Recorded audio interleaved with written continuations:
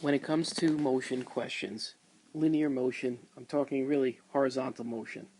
Could be in one direction or two directions, meaning that I could be moving in one direction and decelerating, meaning acceleration is negative acceleration, or I could have an object moving in one direction and accelerating in that same direction.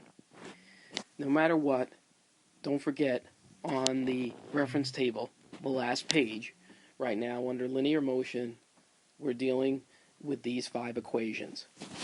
One other one that I ask my students to memorize is that average speed is also VI plus VF divided by 2. Do not confuse this equation with the acceleration equation when I have a delta V. A is equal to VF minus VI divided by T.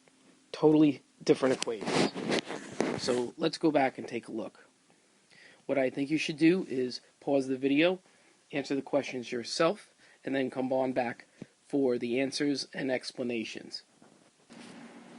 Okay, so what I did is I went through each of the questions and I wrote down on the right what was given to me, I labeled them, and what I'm calculating, right? What am I looking for? In the first question, for example, final speed or velocity, which is written here. So, if you've been having trouble with these problems, I suggest you pause again, see if you labeled everything correctly, and if not, go back and read it and reread it. You have to recognize what parameter goes with what units, and also you have to read the words. Next thing I want you to do is check what equations you used. I'm going to pause it again, so check that.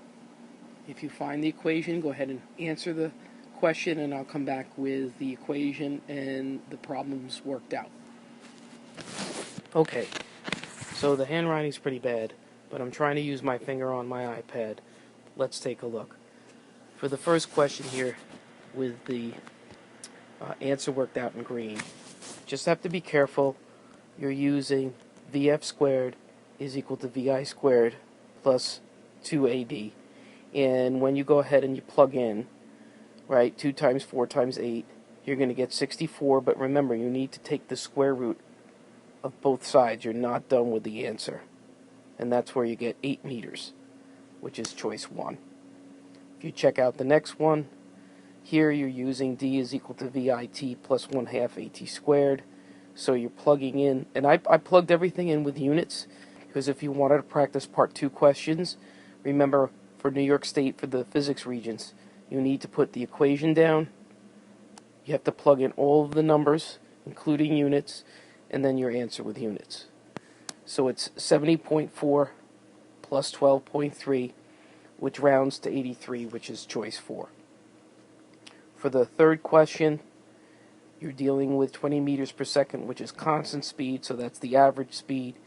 I have a little star here next to time, because you were given 2 minutes, but the speed is in meters per second, so it's easy to just switch minutes to seconds. 60 seconds in 1 minute, that's 120 seconds. So I'm going to plug in 20 meters per second divided by is equal to D divided by 120, and we get 2,400 meters, which is choice 4. The final question here at the bottom, you're dealing with an initial velocity and a final velocity, both in the same direction. So obviously we have acceleration, not negative acceleration, which would be deceleration. And that's why they gave you that it's traveling north in both cases. So it's just A is equal to delta V over T.